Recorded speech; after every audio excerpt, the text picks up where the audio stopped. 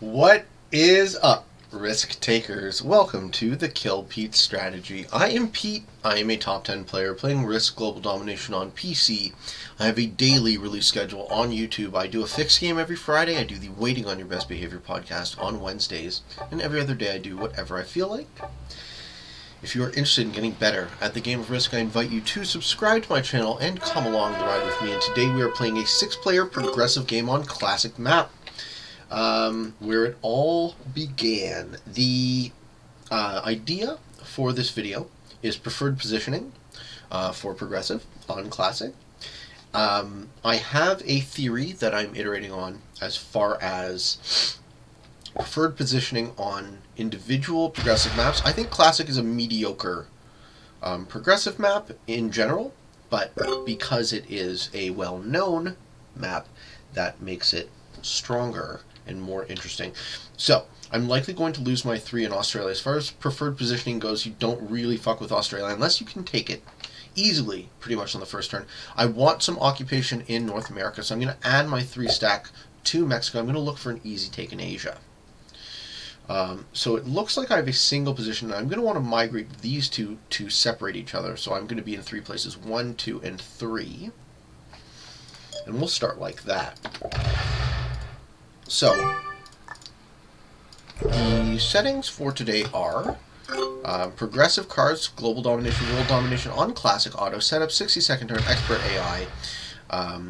We have balance splits, dice, no filtering of rank, alliances are off, fog is off, and blizzards are off. And obviously, the purple player takes Australia and guards it really strong on the first turn. In the first position, we have Ballerlife from an unspecified location, because you all know I'm about that Ballerlife. 15 hours played, 8 wins, and 27 losses. I'm in the second position. This is the Alt Pete account. Anything goes. 82 hours played with... I really wish they wouldn't click out of this when the turn changes. With 130 hours, or 130 wins and 95 losses. In the third position, we have Tungsten 30 from Germany. 237 hours played with 151 wins and 478 losses. Followed up, also another German, MertMuc. 35 hours played with 10 wins and 53 losses. In position number 5, we have Antone Thunder 22 from India. 782 hours with over 2K games, 470 wins and 1540 losses. Alright, so yellow is a reasonably good opponent we can expect. And rounding it out, oh, please break. Please, oh my goodness gracious me, wouldn't you know it? No Australia, no win right off the bat. Maury Hedges from Egypt. 130 hours played, 42 wins and 231 losses. Noobs doing what noobs do. Alright. You love to see it. Exactly why I don't fuck with Australia in progressive. So, theory goes, if all other things were equal, I would choose to occupy Madagascar, Japan, and Central Canada. You're out of the way, so you sit there in the early game, and you want to be out of your opponent's way. Ooh, I have to build up here or else I lose it, because then I'm on Magenta's border. I think I attack with this stack, and I move away from Magenta so that they don't feel threatened. And you know what? I'll move into my preferred position in North America. So once I occupy Central Canada, you see Central Canada connects to 1, 2, 3, 4, 5, 6 territories. You sit there, and then you have attack lines out in all directions. I'm going to do a little sneaky shift the weight from Scandinavia all the way to Yakutsk, Irkutsk rather, and then these 2 stacks will be able to separate further. As I can migrate this stack hopefully into Japan or somewhere similar. I don't want to block the access between Asia and North America until the late game. So the timing and all this matters. In the early game, again, all things being equal, I would choose to be here, here, and here. I like the 3 position play for North America, and we got noobs breaking other noobs' continent. This time it didn't work. And Magenta will be allowed to hold South America. Now, if you guys know anything about my general theory for progressive, we don't really worry about opponents' continents, and we certainly don't break them. I'm going to let my opponents fight amongst themselves. Now, I am inside of purple. That's going to be bad for me, because that's their last remaining position. They're going to want to finish North America, or at least try to. So I think on my next turn, despite the fact that I'm in the preferred position, I might want to migrate to Greenland. So I wouldn't choose to block the access, but for the fact that I'm absolutely surrounded by purple in North America. So as we move to the end of the second turn, I'm close to 2 of my 3 preferred positions, and the middle position can stay as long as nobody is contesting Europe or Africa, which sometimes happen but doesn't always happen, because I like to migrate the Madagascar stack out to Middle East towards the 6th or 7th turn, when the cards start mattering and you can start trading in and making kills. I'm going to add 1 troop there and expect it to not die right away. We can migrate to Greenland next turn, and that would be fine anyways, because that puts us closer to the turn I want to be occupying those preferred positions. So I have an easy line to get Japan. Purple's going to close my access and surround me. Where does he move this stack? There. Okay. So, I'm trapped in North America. I wouldn't put it past purple to match in for board position, which is a thing I generally recommend you don't do in progressive. Blue is in trouble, so I start to identify the fish, and it looks like we have 3 right off the bat. Purple is weak from taking a hit from orange. Magenta is weak, but not terribly so, and they hold the continent, so they'll catch back up. And blue is weak, and blue is the fish. So I have a line to take most of blue's position from Ukraine. I should pay attention to yellow, because yellow is my most skilled opponent in this game, as far as I can tell. So yellow drains out their North American position. They don't add to it, so they're not as skilled as I thought,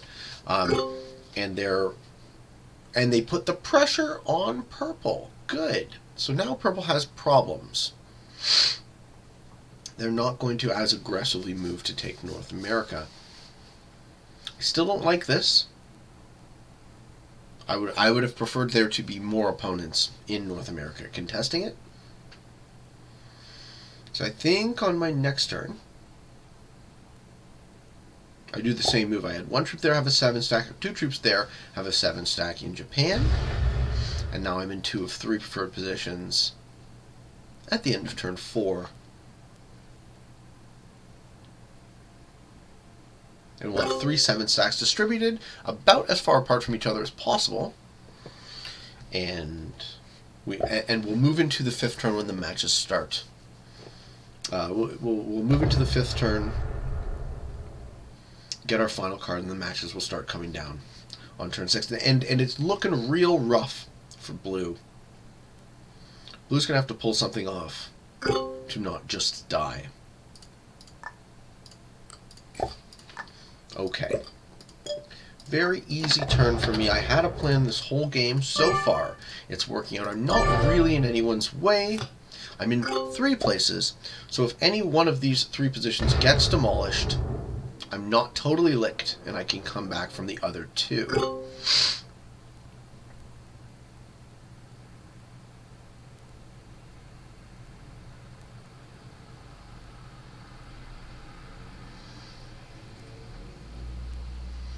Poor blue. Nothing's working out for them this game.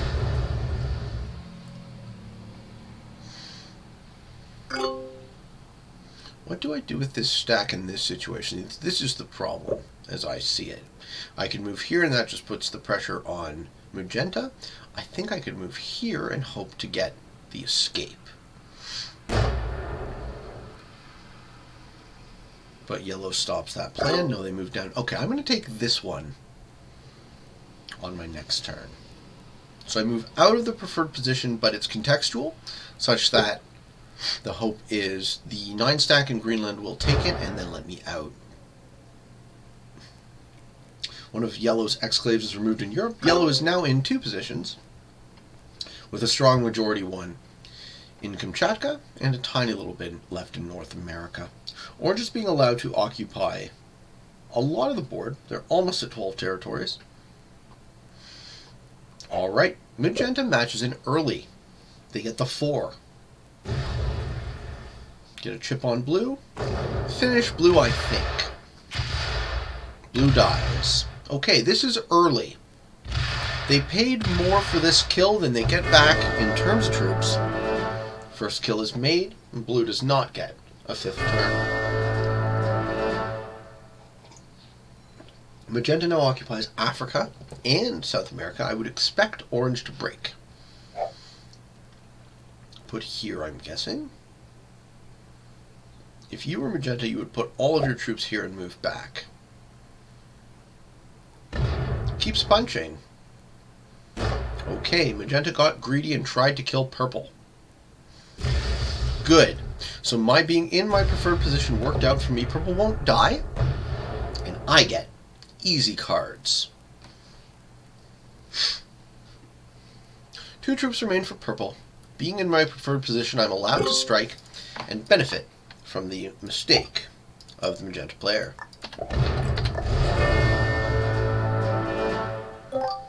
Now I get to double trade, so I'll get the 8 and the 10.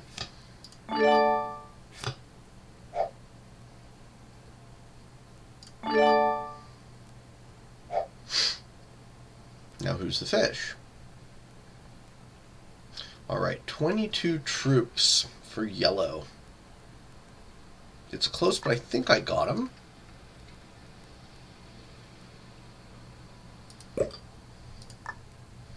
$19 on 17. Bit too close for comfort. Let's see if it works out. That worked. Ooh, that didn't. Now I have to get lucky. Manual roll for slightly better odds. Fail. Damn it.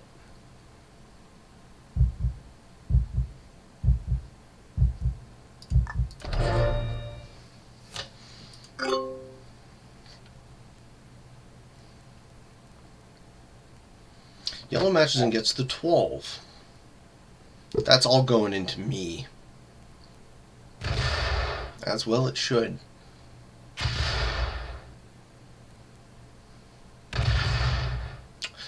I needed to soften it up with the 7. That was the mistake of this game.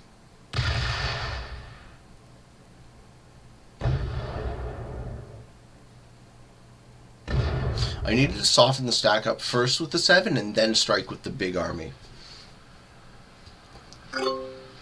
We learned something. I would have had that kill.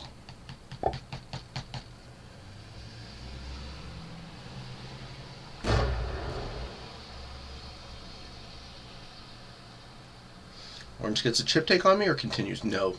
Alright, so Magenta is allowed to hold. Africa and South America gets plus 10 for their turn. I am lucky and I have a joker. Will it be enough to take out orange? No, orange holds 5 cards. They're the only one worth killing. I think I still trade in, otherwise I die.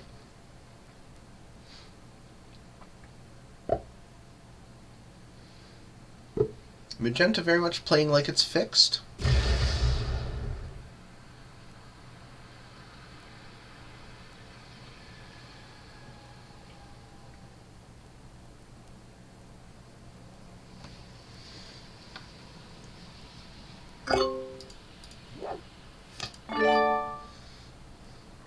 I mean, I think I have to finish the job on yellow now. Get their 2 cards. It's not a great play. Still manual rolling. Really would wish that toggles back to Blitz as a default.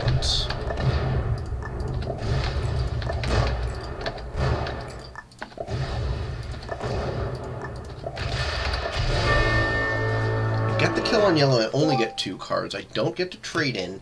What I'm going to do is I'm going to split my stacks.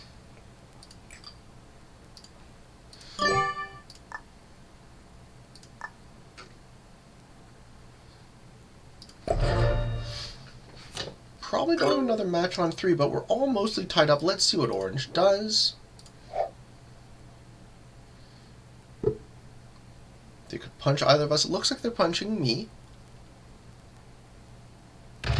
No, they break the continents because they're playing it like it's fixed. Excellent. So another thing I use as a general rule of thumb is I try not to take continents on Classic. Because this happens. Your opponents prioritize breaking. Oh, and he locks his stack inside himself. Okay, so orange isn't going to be able to capitalize on his kills, and he pissed off magenta. So magenta's just as likely to match in and reciprocate the attack as they are to eat me, which would be their correct play. To use all of these troops to kill me dead right now and take my cards. They reciprocate the attack on orange. Do they continue?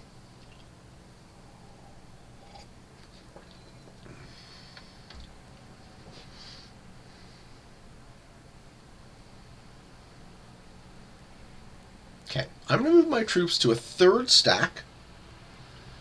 Make me slightly harder to kill for magenta. I don't think orange could unless they have a lucky trade on 3.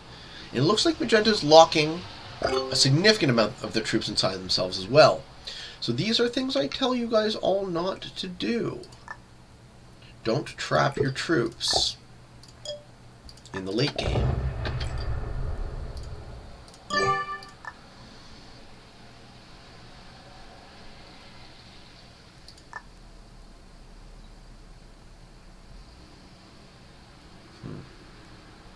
And as I say that, I'm thinking the correct decision for me might be to move a few into Japan, just as a hedge from any one of these guys trying to kill me. I will likely have a set on 4.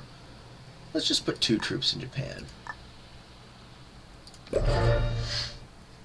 So I'm trapping 2 troops, literally the sentence after I say don't do it. There's a rhyme and a reason to it. So these guys are both holding continents, and they're fighting for board position. Alright. Got another joker. Have a set on 4. Match point is 30. Who can I kill? Magenta's 43 troops. They'll have 3 cards. They are the most likely kill for me to be able to make on my next turn.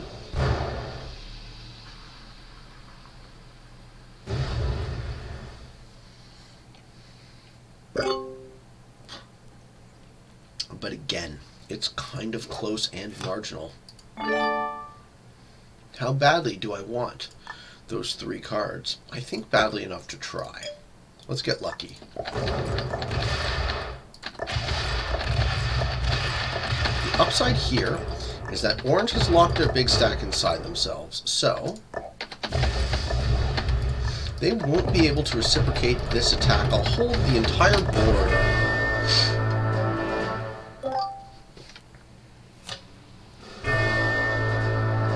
Win this game that way. Wow, I thought after fucking up the kill on yellow I was toast, but it all worked out, didn't it? I win this game.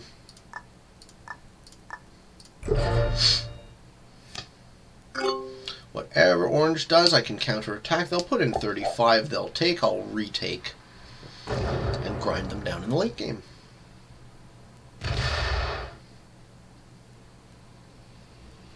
I also have a speed advantage on orange, which is another reason why I felt okay going into the 1v1 with them having additional troops over me.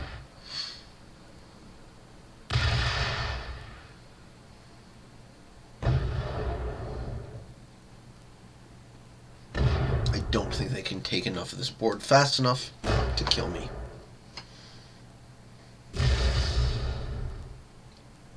Pretty satisfied with that video. It went not exactly textbook, but you do have to pivot in the moment. Sometimes you have to hope to get lucky.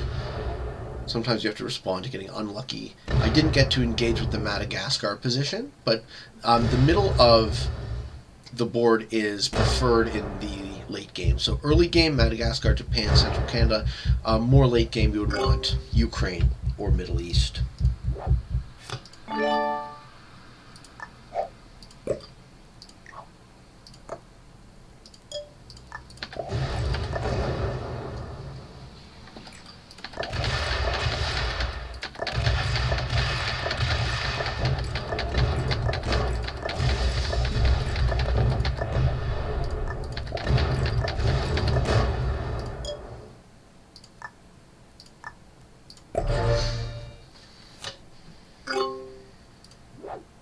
Sit on 3, I'm laughing. Game over.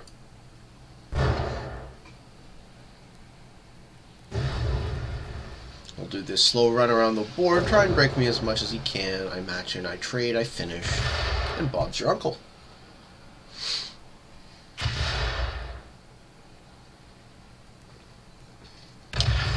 That was good. A little 21-minute game.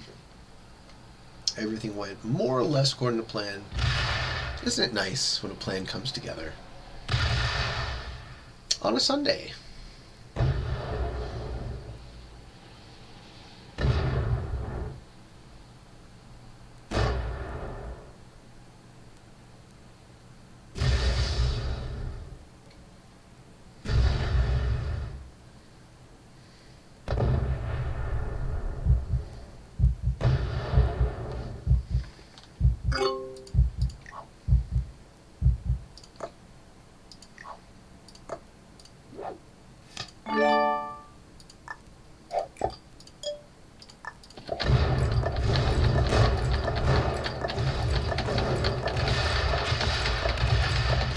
Split here.